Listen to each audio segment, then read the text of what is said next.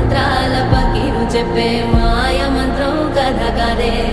చంటోళ్లను భయపెట్టే భూచోడి కథ కదే